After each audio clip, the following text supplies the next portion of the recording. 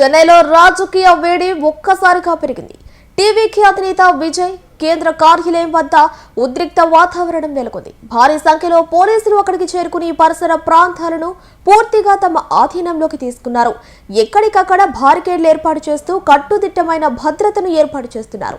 ఇదిలా ఉండగా ఎన్నికల్లో ఎవరూ ఊహించని విధంగా 109 స్థానాల్లో ముందంజలో ఉన్న విజయ్ ప్రభంజనం రాజకీయ వర్గాల్లో చర్చనీయాంశంగా మారింది.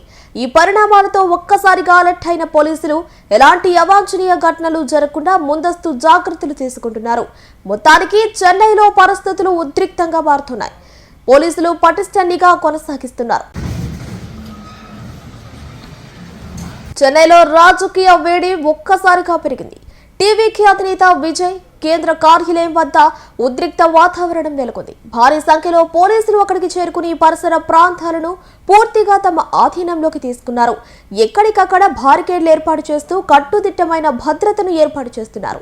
ఇదిలా ఉండగా ఎన్నికల్లో ఎవరూ ఊహించని విధంగా 109 స్థానాల్లో ముందంజలో ఉన్న విజయ్ ప్రభంజనం రాజకీయ వర్గాల్లో చర్చనీయాంశంగా మారింది.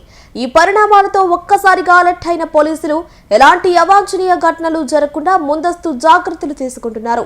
మొత్తానికి చెన్నైలో పరిస్థితులు ఉద్రిక్తంగా మారుతున్నాయి. పోలీసులు పటిష్ట నిఘా కొనసాగిస్తున్నారు.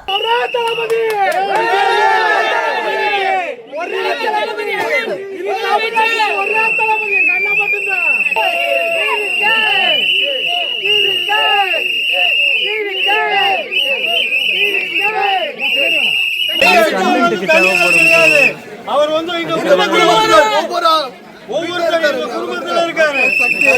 ஒரே சொந்தம் மக்கள் சிறப்பான ஒரு ரிசல்ட் கொடுத்திருக்காங்க. நாளை நம்மளுக்கு இன்னைக்கு வந்துங்க இது நம்ம எதிர்பார்த்ததுதான். ஆனா எல்லா சேனல்ஸ் எல்லா எக்ஸிட் போலும் பாத்தீங்கன்னா நம்ம வரமாட்டோம்